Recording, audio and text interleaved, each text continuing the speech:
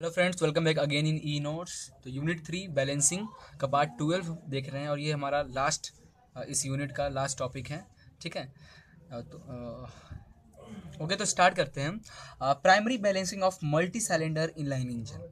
Balancing of multi cylinder inline engine का हम देखेंगे। ठीक है। अब प्राइमरी सेकेंडरी इसमें भी होता है, बट मेन हम प्राइमरी हैं हमारे सिलेबस के हिसाब से प्राइमरी हम देखते हैं। सेकेंडरी में कुछ है ही नहीं, सेकेंडरी बैलेंसिंग इनलाइन का होता ही नहीं है। इसलिए नहीं होता है क्योंकि इसका हर एक लाइन, ठीक है। फॉर एग्जांपल डायग्राम समझते हैं। ये हमारा क्रैंक शाफ्ट है, ये हमारा फ्लाई व्हील, ठीक है। फ्लाई व्हील से क्रैंक शाफ्ट ये कनेक्ट है। इस सारे क्रैंक से हमारा कनेक्टिंग रॉड के हेल्प से ये सिलेंडर कनेक्ट है। और ये जो डॉटेड लाइन, इसका जो लाइन ऑफ ये है centre line of cylinder. Centre line of cylinder बोले या फिर लाइन ऑफ स्ट्रोक बोले, ठीक है। ये है आपका connecting rod, this is my cylinder, this is crank, और ये हमारा है क्रैंक शाफ्ट। ओके, फिगर समझ में आ गया।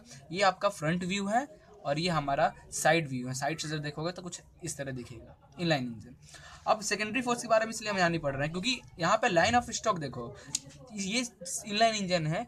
इनलाइन इंजन, इनलाइन मीन्स एक लाइन पे काम कर रहा है, एक ही प्लेन, ये अलग अलग प्लेन पे काम नहीं हो रहा है, एक ही प्लेन पे काम कर रहा है। तो उसका लाइन ऑफ स्ट्रोक क्या हुआ, हर एक का लाइन ऑफ स्ट्रोक मतलब अलग अलग लाइन ऑफ स्ट्रोक, भले अलग अलग हो, प्लेन तो सेम है। तो उसके लिए जो सेकेंडरी फोर्स है वो यहाँ पे जनरेट नहीं हो पाता है, ठीक है। और आप ये कह सकते हैं कि जो आपका सेकेंडरी बैलेंसिंग है वो प्राइमरी बैलेंसिंग के इक्विवेलेंट होता है, ठीक है। क्योंकि यहाँ पे हमें सेकंड ऑप्शन नहीं है, line of stroke he option है, उसका perpendicular of line of stroke कुछ ऐसा कोई टर्म यहाँ पे नहीं आ रहा है, ठीक है। तो जो सेकेंडरी बैलेंसिंग है वो इक्विवेलेंट है हमारे प्राइमरी बैलेंस से, ठीक है। तो देखते हैं थ्योरेटिकल पार्ट में क्या कह रहा है हमारा primary balancing of multi cylinder inline engine का। If the cylinder center line of the multi-cylinder engine are in the same plane and also on the same side of the center of line of the crankshaft, then the multi-cylinder engine are known as inline engine, ठीक है। एक ही plane में अलग अलग cylinder लगे हुए हैं, उसी प्लेन में सारे सिलेंडर का हमारा सेंटर लाइन है, मीन्स लाइन ऑफ स्ट्रोक है। This type of arrangement is known as multi cylinder inline engine. Okay, now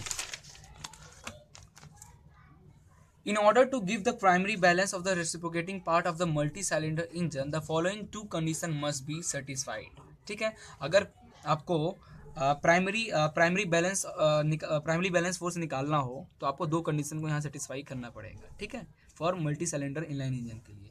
जो फर्स्ट कंडीशन है वो है the algebraic sum of primary forces must be zero. जितने primary force उस पर act हो रहे हैं अलग अलग सिलेंडर के लिए must be zero, means summation of m omega square r cos theta for cylinder 1 के लिए m1 r1 थीटा 1 हो जाएगा, सिलेंडर 2 के लिए m2 r2 थीटा 2 हो जाएगा, ठीक है। तो पूरे का सम इज इक्वल टू 0 होगा।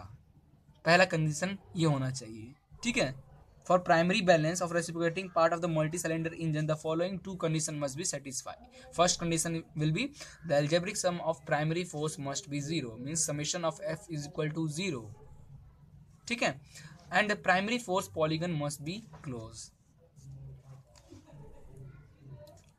एंड द सेकंड कंडीशन, जो हमारा सेकंड कंडीशन बनता है इसके लिए primary balance of reciprocating part for multi cylinder engine के लिए, the algebraic sum of the couple about any point in the plane of primary force must be equal to 0, means movement भी for a same plane के लिए movement जो होगा पूरे cylinder का must be 0 होना चाहिए।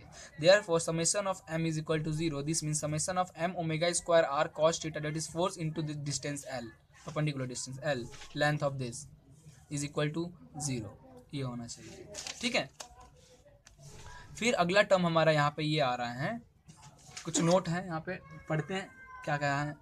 In order to give the primary balance of the reciprocating part of a multi-cylinder engine, it is convenient to imaging the reciprocating masses to be transferred to their respective crank pins and to treat the problem as one of the revolving masses, ठीक है। मतलब क्या हुआ इसका,